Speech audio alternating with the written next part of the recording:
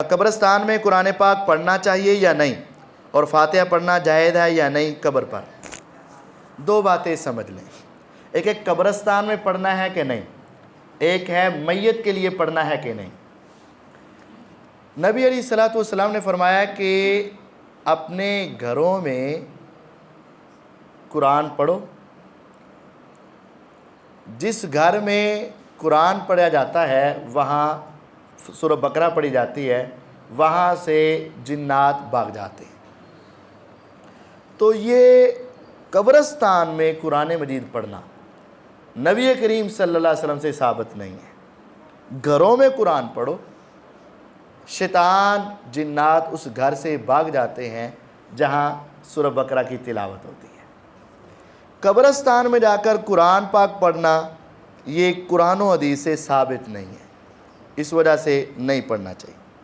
مسئلہ اصل یہ ہے کہ میت کے لیے فاتحہ خوانی کرنا یا قبر کے پاس کھڑے ہو کر میت کے سر کے پاس اور پاؤں کے پاس سورہ بقرہ اور کچھ پہلا آخری رکوع پڑھتے ہیں تاکہ میت کی بخشش ہو جائے۔ دیکھیں، قرآن مجید اللہ کا کلام ہے اور سب سے عظیم کتاب ہے، اس کے ساتھ محبت ہمارے ایمان کا رشتہ ہے، جس کو محبت نہیں اس کو ایمان نہیں۔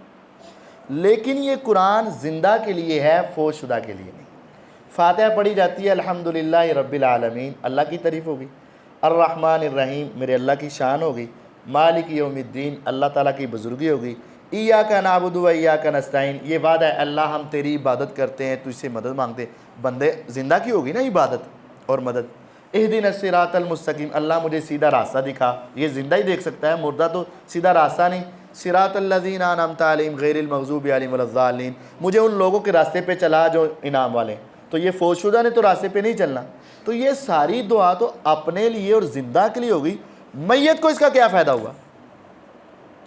اگر آپ ایک لفظ بھی بول دیتے اے اللہ اس میت کو معاف فرما، تو دعا کس کے لیے ہونی تھی؟ میت کے لیے۔ اے اللہ اس کو عذاب سے بچا، اے اللہ اس کے حساب کو آسان فرما، اے اللہ اس کی قبر کو روشن فرما۔ یہ ایک ایک جملہ کن کے لیے؟ ان کے لیے۔ فاتحہ جو ساری پڑھی ہے وہ تو اپنے لیے ہے، اس میں میت کے لیے تو کوئی ہے ہی نہیں۔ تو یہ فاتحہ میت کے لیے تو ترجمے کے اعتبار سے بھی نہیں ہے۔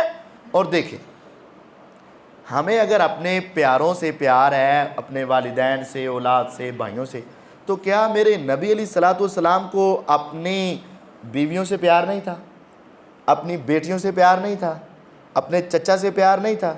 نبی علیہ الصلوۃ والسلام کی زندگی میں آپ کے چچا حمزہ رضی اللہ عنہ فوت ہوئے، شہید ہوئے غزوہ احد میں، آپ بہت روئے، بہت روئے۔ نبی علیہ الصلوۃ والسلام کی بیوی سیدہ خدیجہ رضی اللہ عنہ فوت ہوئی، آپ ساری زندگی ان کو یاد کرتے رہے۔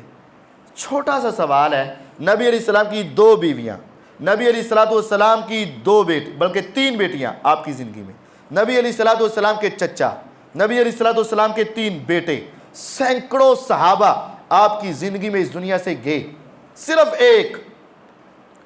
ایک پوری دنیا میں سے صرف ایک حدیث ایسی نکال لی جائے جس میں ہو کہ پیغمبر علیہ السلام نے فلاں صحابی، فلاں صحابیہ، فلاں بیوی، فلاں بیٹی، فلاں بیٹا، فلاں چچا کی قبر پر جا کر یا گھر میں بیٹھ کر فوتگی والے دن یا اگلے دن ایک آیت بھی، ایک سورت بھی پڑھ کر ان کو ثواب بخشا ہو۔ اگر ہمیں مل جائے تو ہم تو ساری زندگی اس پر عمل کریں گے۔